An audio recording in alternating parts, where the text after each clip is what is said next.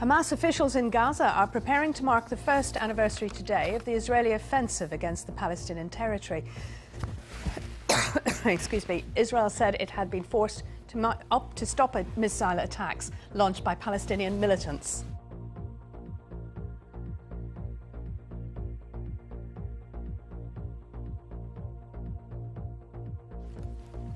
Relatives of a British man condemned to death in China have arrived in Beijing to plead with authorities to spare his life.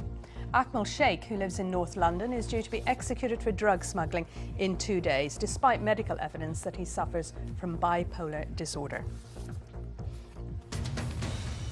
Now, BBC Two, let's look back at the year in film.